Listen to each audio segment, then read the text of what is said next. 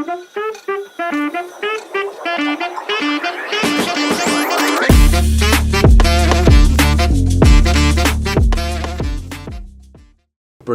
të gjithëve, ja tek rishihemi sërish në podcast me doktorin. Sot kam kënaqësinë e veçantë të kem të ftuar mjeken kardiologe, doktoresh Sonila Bele. Po ashtu doktoresh Sonila është profesoresh në Universitetin e Mjekësisë Tiranë, pedagoge pranë këtij universiteti dhe profesoresh asociuar.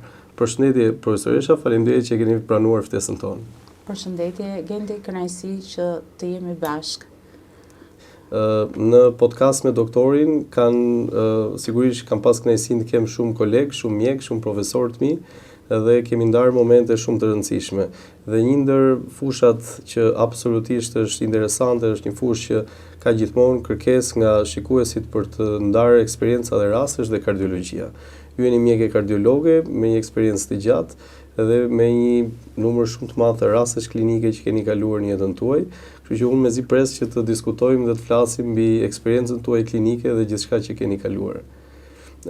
Do doja të pyesja doktoresha si ka nisur gjithë rrugtimi i mjekësisë. Pra si keni zgjedhur të jeni mjeke dhe pastaj pa diskutim formësimi juaj drejt specialitetit kardiologjisë. Si ka nisur. Nuk është e thënë se njeriu e vendosi në moshën e hershme të fëmijërisë, por realisht unë e kam zgjedhur këtë profesion që fëmijë sepse unë jam një fëmijë dy mjekësh. Unë jam rritur mes mjekësisë, prindrit e mi babai im ishte pediatër, ka qenë pediatër në një rreth të madh si Fieri, ka mbuluar gati 50 vjet pediatri në Fier dhe kardiopediatër njëkohësisht. Mami im ishte kardiologe që punoi të dy prindrit e mi kanë punuar deri në vitet e fundit të jetës. Të dy bashkë kanë bërë 100 vjet mjekësi dhe unë u rita midis ambienteve të spitalit, u rita midis rasteve sa fëmijë dhe të rritur me probleme, u rita midis shiritave të EKG-s dikur, pastaj më vonë eko, u rita me zhurmën e ambulancës që vinte. Kam shumë emocion sepse prindrit e mi nuk jetojnë më, kur vinte natën, ditën dhe gjithkohën në familjen time problemet e pacientëve ishin dhe problemet e familjes. Kështu që unë pak a shumë e kisha bërë zgjedhjen që fëmijë. Që fëmijë thosha do bëjmë mjeke dhe realizova, duke qenë njëri që kam mësuar shumë në shkollë.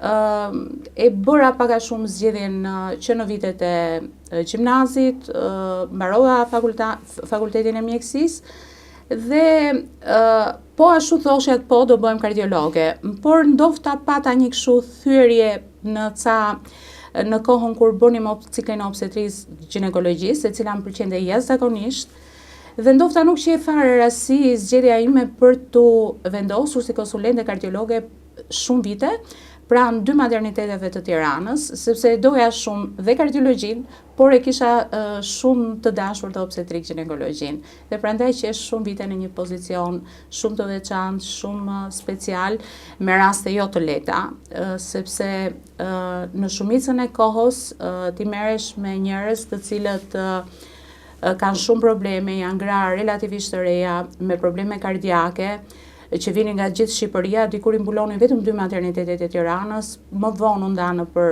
institucionet private, një pjesë e tyre.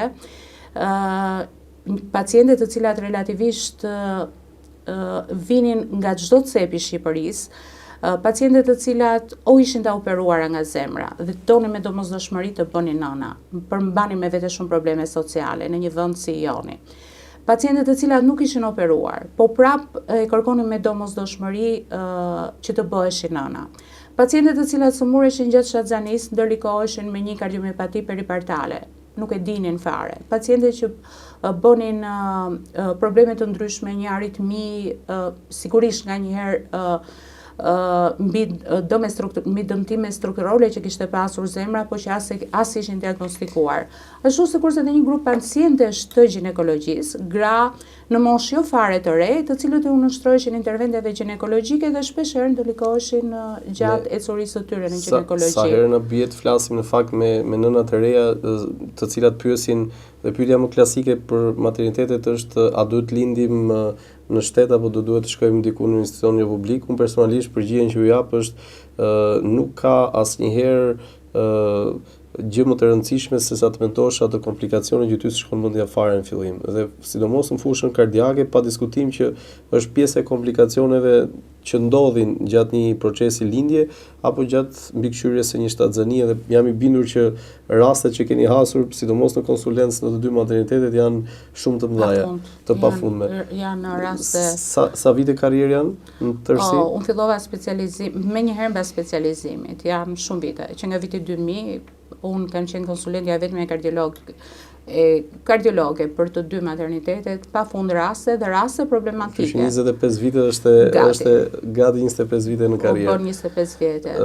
Unë do të pyes menjëherë për rastin më të veçantë që ti do veçoje në këto 25 vite karrierë. Praktikisht ai rast që mjekët kanë gjithmonë raste nga më të shumta, raste nga më të çuditshme ndonjëherë, por gjithmonë ka diçka që të ngel mendje si një rasti më i vështirë apo rasti më i suksesshëm që mund ta veçosh nga karriera juaj. Shiko, rastet maternitet, sidomos për të sëmurat kardiake, siç e njeh ambienti obstetër ginekologëve, janë pafund. Janë pafund rastet në të cilat unë jam përfshirë, por në fakt përfshirja nuk ka qenë asnjëherë e vetme. Unë kam bërë pjesën time si konsulente kardiologe. Ka qenë një punë e cila është bërë patjetër në bashkëpunim me reanimatorët. Të dy maternitetet, sidomos materniteti vjetër, kanë pas gjithmonë ekipe të shkëlqyera reanimatorësh dhe sigurisht në bashkëpunim me obstetër ginekologët, sepse jam paciente dhe paharuar dhe neonatologët. Jam këtu në materniteti ke të bësh me dy jetë, ke jetën e nënës, ke dhe jetën e bebit. Të dyja jetët janë jashtëzakonisht të rëndësishme dhe do mendosh për të dy pacientët. Pacientët që vinin dhe vinë në maternitet, sidomos pacientët të cilat janë të ndërlikuara me patologji kardiake, janë paciente shumë të ngarkuara psikologjikisht. Nëse në vitet e para të punës unë shifja gra në moshë relativisht të re, me kalimin e viteve u rrit dhe mosha e shtatzanisë. Dhe një pjesë e problemeve mi hapnin pacientët të cilat kishin bërë fekondimin vitro dhe ndërlikoheshin gjatë shtatzanisë. Një nga rastet ndofta ndër vitet e fundit që kujtoj ka qenë një grua e mbijetuar nga kanceri, e cila ishte një moshë rreth 38 vjeç me një shtatzani gemelare. Mendonte se ishte shëruar plotësisht nga kanceri dhe mërzitur si duket nga ekzaminimet lart e poshtë, nuk kishte ekzaminuar vitet e fundit nga zemra. Bëri një shtatzani, i ankoi ginekologut për mbajtje fryme gjatë shtatzanisë, por e kishin marrë në kuadrin e shtatzanisë gemelare. Lindi me seksio, deri këtu duke si një rast normal në maternitet, u ndërlikua mbas seksjes me hemoragji postpartum, ndodhin këto probleme. Por situata ishte më ndërlikuar se kaq, pacientja u ndërlikua me edem pulmonare, ishte në gjendje shumë të rëndë. Unë të paktën kur e kam ekzaminuar pacientin e kam ekzaminuar në kushtet e edemës pulmonare. Nuk është shumë e lehtë të bësh diagnozë diferenciale në një paciente mbas një shtatzanie gemelare, një paciente të mbijetuar nga kanceri, një paciente që u paraqit me temperaturë, me hipoproteinemi, thash në kushtet e edemës pulmonare dhe ta ndash ishte miokardit, akoma kishte kohë që kishte kaluar ato episodet e Covidit, por ishte frika se mos është ndonjë formë Covidi e vonë, apo të përjashtosh kardiomepatin peripartale, e cila fatkeqësisht ndërlikon gratë në 3 mujorin e fundit të shtatzanisë dhe vazhdon dhe postpartum. Unë këtë paciente kam parë ndofta 2-3 ditë postpartum, që ndër rastet një rast vërtet shumë i vështirë. Jemi gdhirë me atë në maternitet, duke menaxhuar me shumë vështirësi të gjithë situatën, por që fatmirësisht ja doli. Fatmirësisht ja doli, vazhdoi shumë ditë, nga ne pastaj u transferua në sanatorium, por pacientja mbijetoi, sigurisht u përfundua diagnoza si kardiomiopati peripartale, u mjekua si kardiomiopati peripartale, dhe u gëzova kur më thot një nga koleget e mia që ajo është rikuperuar mbas 2 vjetësh. Kardiomiopatit peripartale një pjesë rikuperojnë dhe kjo është nga ato rastet e bukura që ka rikuperuar, por fatkeqësisht më thanë që është ndërlikuar me një kancer gjiri. Të dy bebat janë rritur, janë mirë, pra kjo është një nga rastet që përsëri unë e kujtoj me shumë dashuri sepse ja doli. raste, o janë pafund raste Genti që mund të kujtoj. Ashtu sikurse mund të kujtoj një rast të bukur, ka qenë një grua e cila erdhi te ne me disne në maternitet, ishte as e dinte që kishte katërnjak, e dinte gemelare në fillim. Pastaj kur ka ardhur në maternitet, ndoshta ka qenë mesi i shtatzanis, u pa që ishte katërnjak dhe i persistonte disneja dhe u diagnostikua me stenozë mitrale. As që e dinte. Çfarë moshe kishte? 27, 28, nuk e kishte shtatzanin e parë, kishte 2 fëmijë më përpara, as si kishte shkuar ndërmendje që të diagnostikohej. Por është një gjë, në kushtet e shtatzanisë, stenoza mitrale, sipërfaqja mitrale, nganjëherë nuk është duke sigurisht e stenozë severe mitrale, por praktikisht ishte një stenozë moderuar mitrale. Është ndjekur me shumë vështirësi, shkuam deri afër fundit dhe të 4 vajzat e saj, ajo lindi 4 vajza, të cilat kur mi kanë ardhur të më takojnë më vonë, ato ishin rritur, ndoshta ishin 10 vjeçe ca, u bën shumë ditë tani me atë. Ishte një mrekulli. Të 4 gocat jo vetëm që mbijetuan, pacientja mbijetoi, rriti me shumë vështirësi sepse pati pastaj edhe probleme familjare. Por ky ka qenë një nga rastet e rralla, një stenozë mitrale të mbaj një shtatzanim me katërnjak, sepse deri në gemelar, po i kishim parë këto veset tona, veset mitrale, apo portatoret e valvulave mitrale që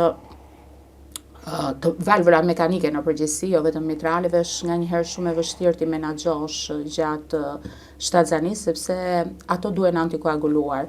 Janë paciente dhe nuk është shumë e vështirë të mbash regjimin e duhur të antikoagulimit gjatë shtatzanisë, sepse vetë shtatzania është një gjendje me hiperkoagulabilitet të shtuar. Ndërkohë, nga ana tjetër ti shton antikoagulimin, po ke shumë probleme se si do shkojë dhe bebi.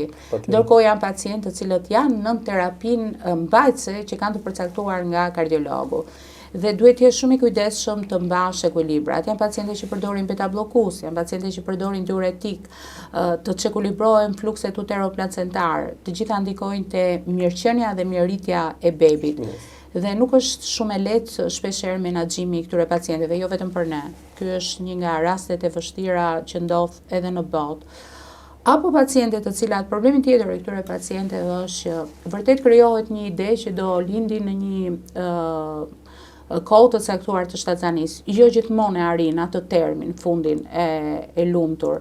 Nganjëherë atyre u fillon një aktivitet lindje ose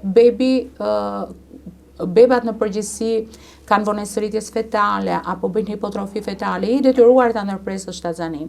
Këto paciente janë me antikoagulant. Nuk është shumë e thjeshtë që ta futësh në sallë për të ndërpretur shtatzanin një paciente që është me antikoagulant. Apo më keq akoma, paciente, mbaj mend një rast, kam shkuar natën në maternitet, paciente që kishte ardhur nga një fshat këtej nga Veriu, ajo kishte marrë sindrom gjatë gjithë shtatzanisë. Sigurisht që sindromi nuk lejohet gjatë gjithë shtatzanisë. Ishte paciente portatore e valvulës mitrale, i kishte lënë pas dore atë kujdesjen.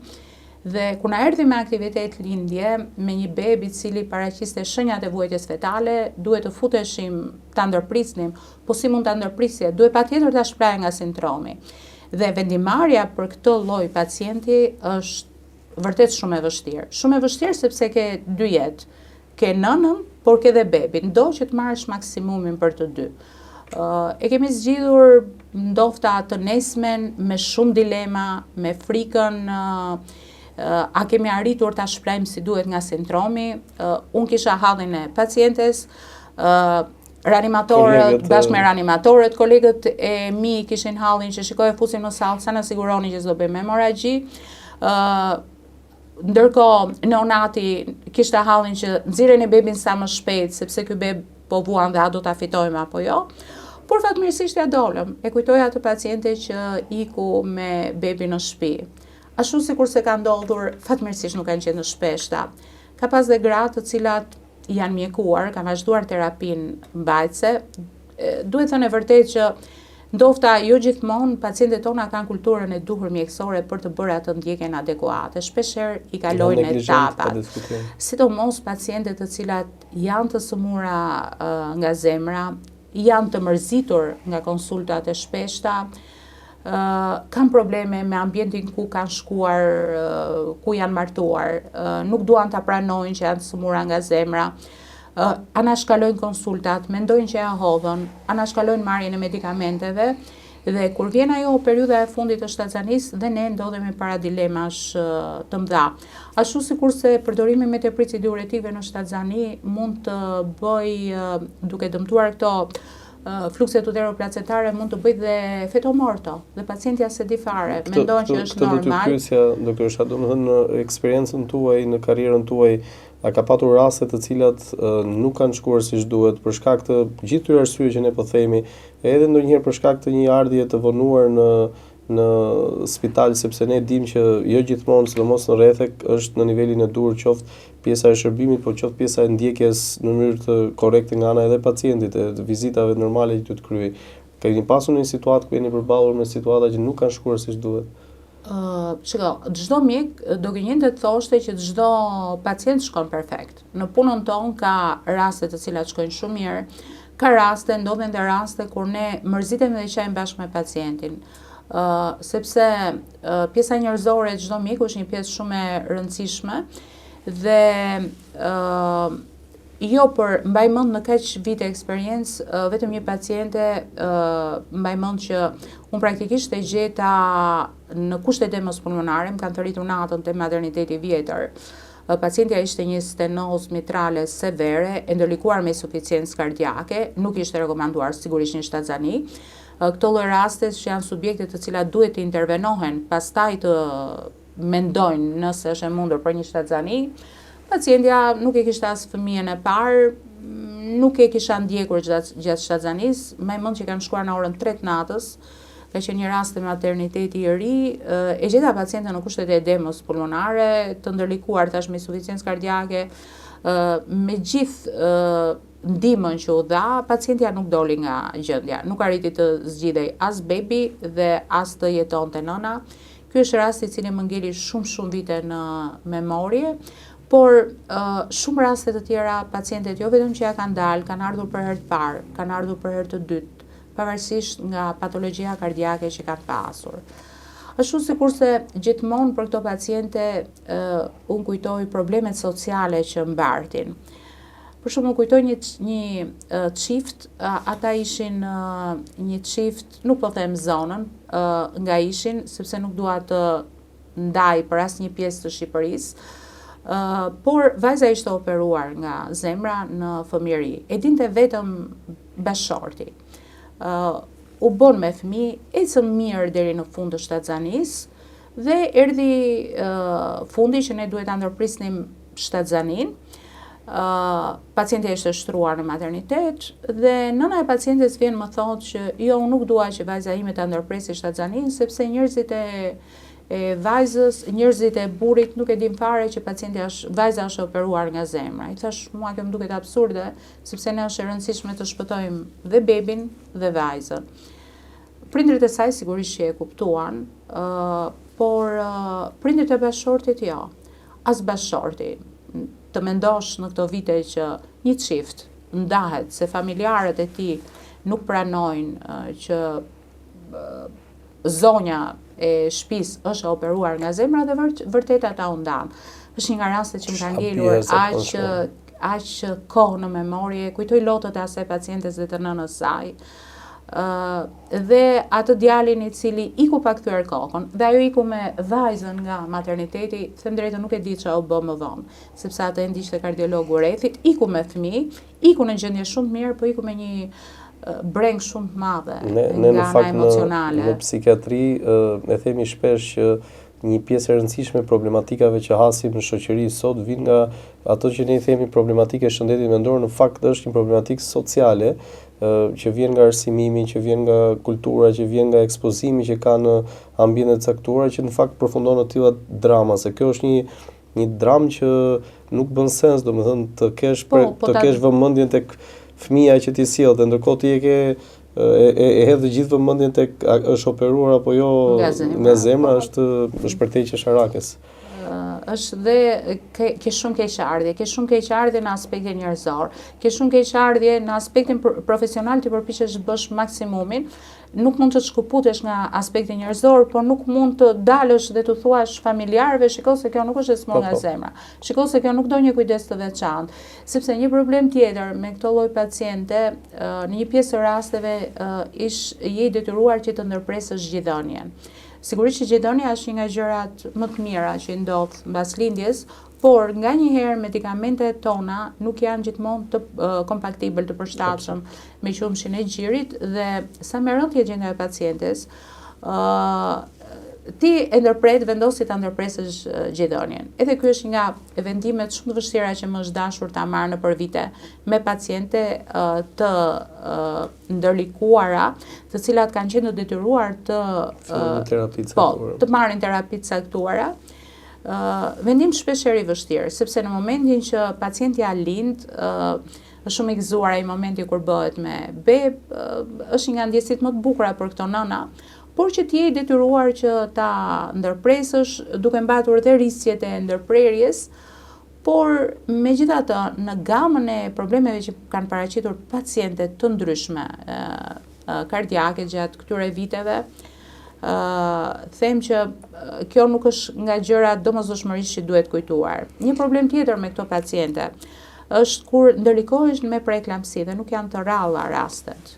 Pra, ty të shtohen faktorët e rrezikut, të shtohet përgjegjësia dhe të shtohet përgjegjësia në vendimarrje, sepse jemi dy zjarresh. Nga njëra anë i di problemet kardiake të pacientes, nga njëra anë janë problemet e preeklamsisë, që dhe ajo ngel një faktorët madhor të sëmundshmërisë dhe vdekshmërisë amtare. Ndërkohë, ngel një nga faktorët madhor të sëmundshmërisë dhe vdekshmërisë te bebat. Dhe këto paciente kanë qenë jo të rralla, nuk kanë qenë paciente të rralla, të shpeshta. Dhe në për vite mua më është dashur të merrem shumë dhe me hipertensionin e shtazanisë dhe me ndërlikimin e tij më të keq preeklamsin. Doktoresha, do doja gjithashtu të pyesja në raport me shërbimet 24 orëshe. Mjekët pa diskutim kanë shërbime 24 dhe ndonjëherë 48 orëshe në raport me shërbimin spitalor dhe sigurisht gjithmonë mes nesh thuhet që në roje gjithçka mund të ndodhë. Cila ka qenë roja më e vështirë që keni patur në karrierën tuaj? Rojet janë edhe këto pjesë e punës së mjekut.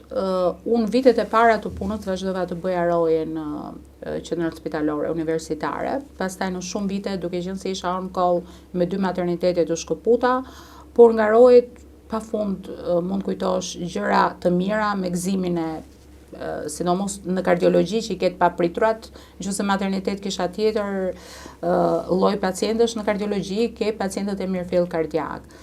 Roje mund kujtoj shumë, një nga rojet ndofta më të vështira ka qenë një roje gjatë së cilës gjatë atij 24 orësh unë pata 3 exituse. 3 pacientë kesh 3 exitus në roje nuk qëllon gjithmonë, nuk është e shpesht, por është një ngarkesë e jashtëzakonshme psikologjike dhe për mjekun. Mbaj mend ka qenë një djalë i ri, kardiomiopati e dilatuar, i cili fatkeqësisht ndroi jetë. Një vdekje aritmike që në pacientin praktikisht ndodh që edhe në ambientet e kardiologjisë pacientit bën vdekje të papritur dhe një insuficiencë kardiake. Dhe mbas asaj roje të tmerrshme që unë isha e dërmuar më tepër psikologjikisht se sa fizikisht, kisha në të dyja maternitetet, më duhet të shkoja sepse kisha konsulte në dyja maternitetet. Dhe rrugën e bëra nga një maternitet te tjetri, kam qenë me doktor Skënder Kosturin, i cili nuk jeton më, dhe ai e dinte dëshirën time dhe për kardiologjin dhe për obstetrik ginekologjin dhe më thot, si harroj fjalën doktor Skënderit kur më thot, e shef, po t'ishe bërë obstetre, nuk do ishe kaq shumë e mërzitur. Vajte zgjodhe mbajte kardiologjin. Rojet janë shumë të vështira. Në punën e mjekut janë nga gjërat më të vështira. Sa i lehtë është dhe sa i vështirë është gjithashtu njëkohësisht e nesërmja. Pra ka në një moment që ndihesh dhe thua në rastin konkret për shembull ku ti ke punë prap, ke sërish për të parë pacient, ke sërish për t'i dhënë ndihmë dikujt, por në fakt vjen nga një natë që psikologjikisht nuk ke asnjë lloj dëshire për të vjuar përpara. Sa i lehtë është menaxhimi i këtij emocioni, kësaj ndjenje për ju? absolutisht nuk është e lehtë, Genti, është shumë e vështirë, por pacientin që ke përballë gjatë ditës nuk të ka asnjë faj. Pacientin që ke përballë nuk ke pse përzien me rastin e përparshëm, sado i vështirë që të jetë. Për çdo pacient që unë vizitoj, përpiqem që ta vë veten në rolin e atij pacientit. Ka raste kur pacientët edhe na lodhin dhe na mërzisin, por njerëzit janë të ndryshëm dhe reagimi ndaj sëmundjes dhe ndaj stresit që mbarti nga sëmundja e kanë të ndryshëm. Pastaj edhe pacientët, këtë unë a them dhe atyre studentëve në të përditshmen tonë, që i them, shikoni, pacientët ne takojmë njerëz nga të gjitha moshat, por nga të gjitha nivelet psiqike, se s'po merrem me nivelin social-ekonomik, po nivelin psiqik. Dhe njerëzit që ti ke përballë janë aq të ndryshëm, si dhe në mënyra nga më të ndryshme me stresin para sëmundjes, e menaxhojmë në mënyra nga më të ndryshme sëmundjen e tyre dhe jemi ne si mjek që duhet të përshtatemi pacientit. Pra duhet të përshtatesh një në rafshin njerëzor, pastaj në rafshin profesional dhe duhet të ndërthurësh shumë mirë ato dyja që t'ia dalësh me pacientin. Çdo pacient nuk duhet të ketë lidhje. Çdo pacient që ti kalon është një eksperiencë për ty, por nuk ka pse i ngatron pacientët me njëri tjetrin. Unë e mbaj si parim dhe i them çdo pacienti, shiko, mos u merr me krevatin ngjitur. Sëmundjet infektive janë ato që mund të ngjiten. Ne në kardiologji nuk kemi lidhje me sëmundjet infektive. Kështu që merru vetëm me veten tënde, mos dil jashtë ambientit të krevatit tënd. Mos u ndiko nga pacienti që ke përballë apo nga pacienti që ke në krah. Kështu që sigurisht që asnjë gjë nuk është e lehtë. Në mjekësi nuk ka gjëra të lehta. Doktoresha, sigurisht në karrierën tuaj jeni hasur edhe me raste, le ta quajmë të çuditshme. Domethënë një rast që ka qenë në një rrugë jo të mirë, por në një moment caktuar kthehet në një rrugë shumë të mirë dhe anasjelltas. A ndaleni në një moment dhe jep një shpjegime të tipit familjarit këtij pacienti duke thënë është mrekulli e Zotit. E besoni këtë drejtim, e besoni këtë lloj shprehje? Unë sigurisht që besoj në Zot, jam besimtare, por kjo është një besim që më takon mua personalisht. Njerëzit besoj që të gjithë besojnë në Zot, në një mënyrë apo tjetër e deklarojnë apo jo, kjo është problemi tyre. Po, sigurisht të përdor këtë fjalë, Gendi, që them Zoti përpara, mjeku mbrapa. Mjeku nuk është Zoti. Mjeku, ky është një profesion, të cilin duhet ta bësh me shumë dashuri. Ajo fjala është mision, edhe ajo fjalë më pëlqen, por në fundit mjekësia është një profesion, që si për çdo profesion, sa më pasion ta bësh, sa më shumë ta duash, aq më mirë. Bën një gjë të thjeshtë, edhe një punë zakonshme në shtëpi. Po e bëre me dëshirë, e bën shumë bukur, edhe një gatim të thjeshtë. Kështu që profesionin ton sigurisht duhet ta bësh me shumë dashuri dhe me përkushtim. Jetërkon me dhimbjen e tjetrit, jetërkon me vuajtjen e tjetrit. Edhe këto që neve që janë të sferës tuaj, nuk kanë ndryshime, janë thjesht me probleme psiqike. Përplasen shpeshherë te ne kardiologët. Përplasen shpeshherë. Duhen konsideruar për atë që kanë dhe duhen vlerësuar për atë që kanë. Por në çdo rast të vështirë sigurisht që them, Zoti para ne mbrapa, absolutisht që po. Në raport po ashtu do doja të pyesja në raport me pacientët, sigurisht falënderimet janë gjithmonë të numërta, por ndonjëherë në memorien e mjekut ngel në një falënderim i veçantë, në mënyrë veçantë të shprehurit apo e një gjesti të veçantë që ka ardhur nga një pacient apo nga një familjar i pacientëve. A kujtoni në një situatë të tillë, në një falënderim nga pacientët tuaj? Unë kam falënderime pafund, sigur ti kisha shkruar do kishte dalë një libër i mrekullueshëm. Por për shembull një falënderim shumë i bukur, sepse unë nuk kam takuar vetëm mosha të reja. Thash ginekologjia më ka lidhur dhe me shumë mosha të relativisht më të mëdha. Për shembull, marsh nga ditët e mia është një falënderim shumë i bukur. Ose më shkelsh në flori më i bi. Nuk është puna e shkeljes materiale, është për shembull një nënë shkelsh në flori më i bi, marrësh nga ditët e mia, pafund falënderime e Gendi. Më thatë po ashtu që në fillim se prindërit tuaj janë ata po themi deri diku vendimtar për rrugtimin që ju keni zgjedhur sot, sepse sigurisht jeni rritur në ambient mjekësh edhe në një familje kudo që rrotullohesh flitet për mjekësinë. A ka një këshill të bukur, një mesazh që prindit ta kanë lënë si bashkëudhëtar në jetën tënde profesionale? Të dy prindrit e mi ndruan jetë tani vonë në këto vite. Jo, të dy prindërit e mi realisht nuk donin që unë të bëhesha mjeke. I bën të gjitha përpjekjet e mundshme që mos të bëhesha, ndofta për këtë ngarkesë që do mbaja, mami akoma më shumë. Babi ishte ndofta si i dyzuar, por i vetmi vendim që mori babi për mua në një farë mënyre ishte sepse ne ishim me konkurs që shiko, për obstetrik ginekologji nuk do shkosh. Por që të dy e kishin mjekush në shërbim të njerëzve. Dhe duke e patur këtë dominant në kokën e tyre, kjo ishte një gjë që mua mu të çua e pa thënë. Pra, të dy prindrit e mi ishin që përgjigju çdo ankese, sido që t'jetë pacienti, kushdo që t'jetë pacienti, qoftë ai i cili është ai lypsi ndofta te rruga, qoftë ai që është në një pozicion caktuar, paratë janë të gjithë barabartë. Nuk ka diferenca midis pacientëve. Në momentin që vinte mjeku, pacientët janë të gjithë të barabartë. Dhe vuajtja e pacientit për të dy prindrit e mi ka qenë jashtëzakonisht e rëndësishme. Kështu që gjithmonë atë kujdesin. Mami im vdiq me kancer pankreasi, ishte një vit shumë i vështirë, nuk ju ankua kur asnjëriu. Dhe në javët e fundit të jetës saj, mbaj mend që mami jo vetëm që përgjigjej telefonatave të pacientëve, po mbaj mend për nënën e një kolegu të vet që ishte 93 vjeç, që ajo e ndiqte me insufisiencë kardiake. Jo që nuk i tha gjë atij kolegut vet, por vazhdonte të merrej me menaxhimin e ilaçeve të nënës së tij. Dhe kur ata kanë ardhur, kur mami im ndroi jetë, ai shante dhe thoshte, po si ka mundësi që nuk më tha gjë. Kështu që unë me këtë lloj psikologjie jam rritur në familje. Kjo është dhe motoja më e rëndësishme, ky është humanizmi që i takon njeriu të marrë me vete. Kjo është, mendoj, më e rëndësishme se çdo gjë tjetër në këtë botë. Doktoresha, në raport me gjithë mjedisin që ne na rrethon, me ambientin shoqëror, me realitetin e ton ku jetojmë në Shqipëri, çfarë ka diçka që të trishton, të shqetëson, qoftë në raport me njerëzit, po qoftë në raport me shoqërinë, që nuk shkon aty ku duhet? Shiko, kam kuptuar një gjë. Nëpër vite u krijua një dëm i madh në figurën e mjekut, një dëm i madh në marrëdhënien e besimit mjek-pacient. Unë jam rritur me idenë që kur diskutohej vendimi që merrte mjeku, familjarët të dëgjonin dhe mendonin që ai ishte vendimi më i mirë. Ndofta se nuk u rritëm në epokën e internetit siç janë brezat e tanishëm, por tashi është thyer goxha besimi, figura e mjekut, shumë faktoriale, dhe kjo është nga gjërat që më trishton, sepse çdo mjeku mendoj që bën më të mirën e mundshme për pacientin.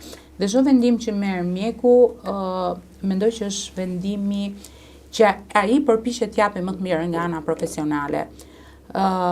Kur mjekët shahen që jemi shumë të targetuar, shumë lehtë për t'u sharë, është nga gjërat që më trishton, sepse sigurisht që asnjëri nuk është i pagabueshëm në profesion, në asnjë lloj profesioni. Në mjeksi është nga gjërat e cila është më e prekshme, se ka të bëjë direkt me jetën. Por mos rregullimi i këtyre ose mosmarrja e duhur e vendimeve në kohën e duhur, mendoj që nuk është vetëm për mjekët. Edhe një inxhinier, nëse nuk ndërton si duhet një pallat, sigurisht që diku do ketë përgjegjësinë dhe do dalë e keqja. Pra kjo është për çdo lloj profesioni, po ndofta ne është më e prekshme sfera jonë, dhe kjo është nga gjërat që më trishton, thyrja e besimit te njerëzit për mjekët. Doktoresha, po ashtu ju jeni pedagogë, keni një pozicion të rëndësishëm, jepni mësim në Universitetin e Mjekësisë, dhe sigurisht kjo ju bën që të jeni në kontakt vazhdueshëm me studentët. Cili është raporti që ju ruani në marrëdhënie me ta, cili është opinioni që keni për këtë brez profesionistësh të rinj që po edukojmë dhe po rrisim bashkërisht? Ne kemi fatin e mirë që në mjeksi vinë studentët e ekselencës. Jo të gjithë mbajnë të njëjtën nivel me cilin e nisin fakultetin, por shumica po. Dhe unë për këtë jam shumë e lumtur. Ashtu sikur se them që çdo profesion duhet ta bësh me pasion, edhe mësimdhënia është një gjë e cila duhet bërë me shumë pasion. Nuk duhet të shkosh për ta bërë. Duhet ta kujtosh veten student, dhe unë gjithmonë u them me të qeshur, dhe studentët e mi e dinë që u them, shiko, para se të isha pedagogja juaj kam qenë unë studente, që kur kërkoj ndonjë ditë leje për një, sidomos kur vinë këto festat, apo kurs të kanë mësuar, apo kur ti përpiqesh që ti stimulosh. Apo kur mërziten për një notë, apo kërkojnë më shumë nga që meritojnë për një notë tjetër. Kështu që përpiqem shpeshherë dhe me studentët ta vë veten të ndihem si studente që t'u jap më të mirën. Ja kam dalë, kjo është më shumë për të pyetur studentët e mi, por mbaj marrëdhënie shumë të mira në përgjithësi me studentët. Në rast se dikush prej tyre në një moment në mësim ngrihet dhe thotë doktoresha kam nevojë për ndihmën tuaj, jam mes një vendimi për të qëndruar në Shqipëri apo për t'ikur jashtë. Cila do të ishte përgjigjja jote që do t'i jepje? Shiko, po t'i themi gjithëve t'ikin jashtë, kush do na ngelet këtu? Secili është i lirë të bëjë zgjedhjet e veta, Gendi. Nuk mund t'ia kushtëzosh asnjëri. Do ketë që do ikin, do ketë që do rinë. Është një pjesë, mendoj, që ndodh një proces i cili ndodh në gjithë botën. Mendoj që kjo është më shumë një qasje individuale se sa një vendimarrje që e shtyn të tjerët. Unë vetë jam nga ato subjekte të cilat u tentova vitet e para për t'ikur dhe asnjëherë nuk e gjeta veten të gatshme. Pra, në fakt, mosika ishte brenda meje. Nuk është se ishte as nga mundësitë që më krijoheshin apo nuk krijoheshin në një moment të caktuar. Mendoj që çdo njeri që e bën atë zgjedhjen ka shtysat e veta të brendshme. Pra, janë disa arsye që e shtyn të ri apo të iki.